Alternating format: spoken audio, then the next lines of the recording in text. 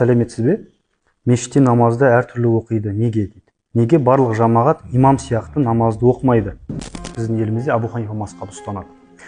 Абу Ханифа мазхабы бойынша намаз оқыған кезде қолды құлақтың деңгейіне көтеріп, кіндіктің астына байланады, және де рукуға мен сәждеге барған кезде қол қайта тәкбір алып көтерілмейді. Абдулла бин Масғудтың сахабадан келген хадисте пайғамбарымыз саллаллаху алейхи ва саллям қолын құлақтың деңгейіне көтеріп, кіндіктің астына байланғандығы жайында айтылады. Бұл біздің мазхабта және Ахмад бин Хамбал мазхабының бір көзқарасында осылай намаз оқылады, ал Шафии мазхабында қол көкірекке қойылады деп келеді. Абай атамыз өзінің 38-ші қара сөзінде соңында былай деп айтады: намаздан әуелі құлақ қақтыңыз. Яғни намазға ең әуелі тұрған кезде қолдарыңызды құлақтың деңгейіне көтеріп, Аллаху акбар деп құлақ қақтыңыз дейді.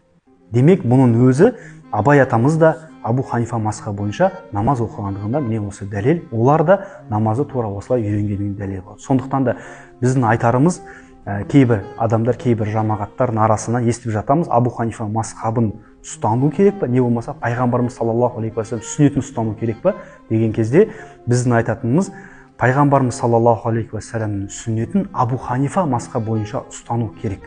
Біздің әсіресе елімізде.